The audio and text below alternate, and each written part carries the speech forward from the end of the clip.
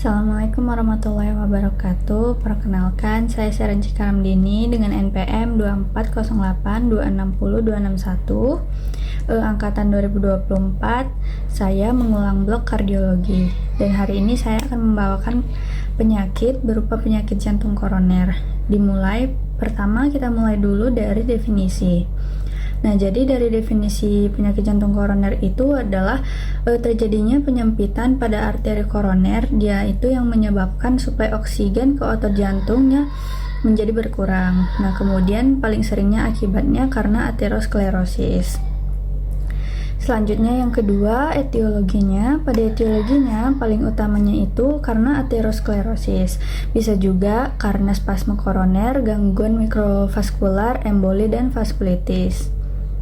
Nah, selanjutnya pada faktor risikonya ada terbagi menjadi dua, ada yang dapat diubah dan ada yang tidak dapat diubah. Nah, yang dapat diubah itu seperti merokok, hipertensi, DM, dislipidemia, obesitas, kurang olahraga, pola makannya yang buruk, dan karena stres. Nah, dan pada faktor yang tidak bisa diubah itu seperti usia, jenis kelamin, genetik, dan riwayat keluarga. Nah, selanjutnya untuk patofisiologinya sendiri itu pertama dia dari disfungsi endotel, kemudian LDL-nya masuk ke dinding pembuluh, kemudian oksidasi dan inflamasi. Kemudian dia akan terbentuknya plak aterosklerosis. Kemudian terjadi stenosis dan aliran darahnya menurun. Lalu terjadilah iskemik miokard. Jika plaknya ruptur, dia akan menjadi trombus dan dari trombus akan menjadi ACS. Selanjutnya pada manifestasi klinisnya yang pertama itu ada nyeri dada retosternal, kemudian seperti rasa tertekan atau tertindih. Selanjutnya dia ini dapat menjalar hingga ke lengan, leher, dan rahang atau punggung. Kemudian bisa dipicu karena aktivitas atau karena stres juga. Kemudian dia sesak, keringat dingin, mual, palpitasi, dan fatigue. Selanjutnya pada pemeriksaannya anamnesis OPQ-RST, kemudian pada pemeriksaan fisik, kemudian pada EKG, kemudian pada troponinnya dia ini terutama bila dicurigai ACS. Kemudian profil lipid, GDS atau HbA1c, kemudian ada ekokardiografi, kemudian ada CCTA atau angiografi koroner yang sesuai dengan indikasinya. Selanjutnya pada tata laksana terbagi menjadi dua, ada tata laksana farmako dan tata laksana non farmako.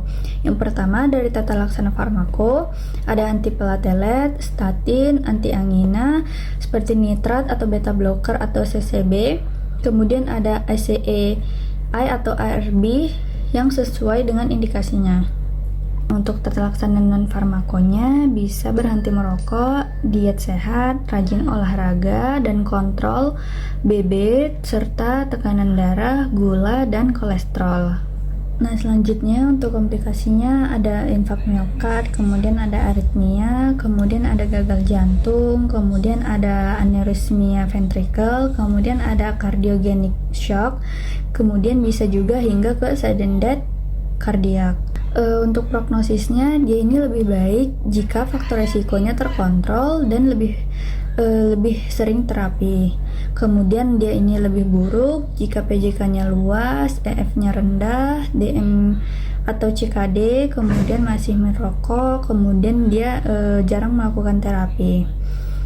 Nah, untuk edukasinya kita bisa mengedukasi pasien untuk stop merokok, kemudian olahraga yang teratur atau yang rutin, kemudian diet sehat, minum obat yang teratur, dan sering kontrol ke rumah sakit. Ini referensi yang saya gunakan.